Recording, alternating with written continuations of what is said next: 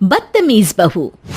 सभ्यता से भरपूर शास्त्री परिवार की इकलौती बेटी मोहिनी को बचपन में ही पढ़ाई के लिए विदेश भेज देते हैं, जहां से वो सालों बाद ग्रेजुएशन पूरी करके इंडिया वापस आती है, जो अब संस्कार, सभ्यता, संस्कृति जैसी चीजों से कोसों दूर होती है।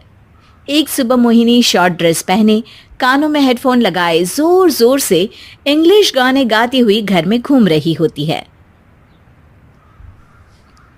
सुबह सुबह भगवान का नाम लेते हैं, राक्षसों की तरह चिल्लाते नहीं। पॉप्स, आपको अच्छे गाने की बिल्कुल समझ नहीं है, सो ठीक है, चिल पिल। अरे मोहिनी, पापा से ऐसे बात करते हैं क्या? सारी तमीज भूल गई हो। ओह मॉम प्लीज, इतनी बड़ी भी कोई बात नहीं हुई, सो डोंट ओवर रिएक्ट।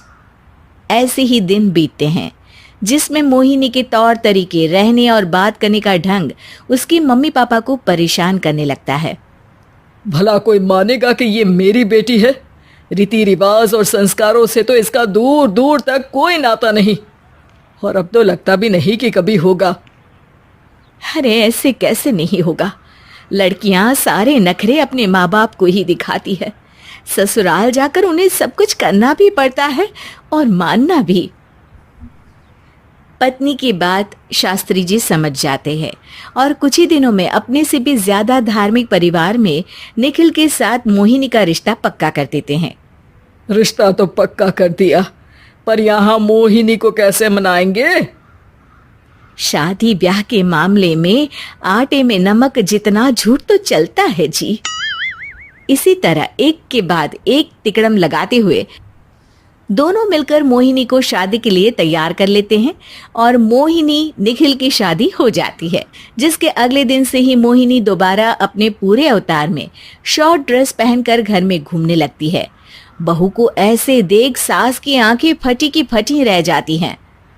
अरे ये क्या बेशर्मी है, हमारे घर की लड़कियां जींस तक नहीं पहनती और तुम बहू होकर इतने छोटे कपड़े पहनकर पूरे घर में घूम रही हो। सीरियसली मॉम, प्लीज आप अपनी इस 80 के दशक वाली सोच में मुझे इंक्लूड मत करो।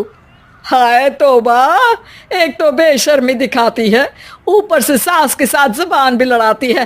अरे जल्दी कपड़े बदल कर आ, घर की पहली आरती तुम्हें ही करनी है। इतनी देर में निखिल भी वहां आ जाता है। माँ, पापा आने वाले हैं, पूजा का सारा सामान तैयार है ना? ये पूजा हमेशा मेरे बॉयफ्रेंड्स के पीछे पड़ी रहती थी और अब हस्बैंड के पीछे भी आ गई।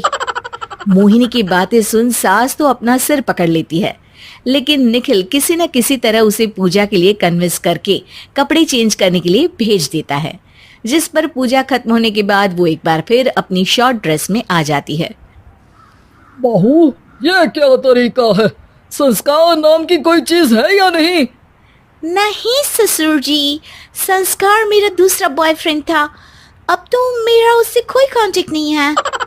मोहिनी का जवाब सुन के ससुर तो भगवान नाम जपते वहां से चले जाते हैं, लेकिन सास बहू के बीच कहा सुनी फिर शुरू हो जाती है, जिसे इग्नोर करते हुए मोहिनी घर से बाहर चली जाती है और देर रात घर वापस आती है।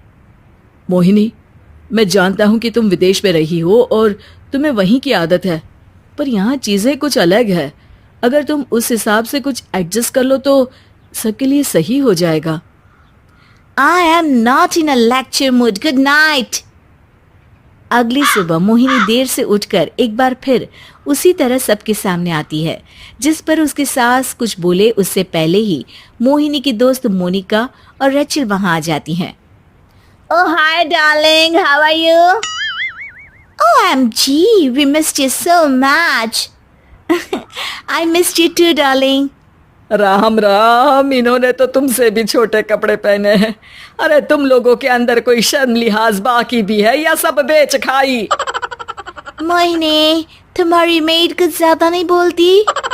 इस पर मोहिनी की दोस्त उसकी सास का मजाक बनाने लगती है, जिसे सुन निखिल उन्हें जवाब देते हुए कड़वे शब्द सुना देता है और वो सुन के वो दोनों तो मुंह बनाए वहां से चली जाती है, लेकिन गुस्से से लाल मोहिनी वहीं खड़ी निखिल को घूरती रहती है।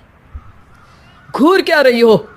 तुमसे शादी की ये सोचकर कि विदेश में पढ़ी लिखी हो, घर में कोई पॉजिटिव चेंज लाओगी, अपनी करियर के लिए एम्बिशियस होगी, पर अपने इस बिहेवियर से उस पढ़ाई के साथ साथ अपने मम्मी पापा के नाम को भी डुबो रही हो।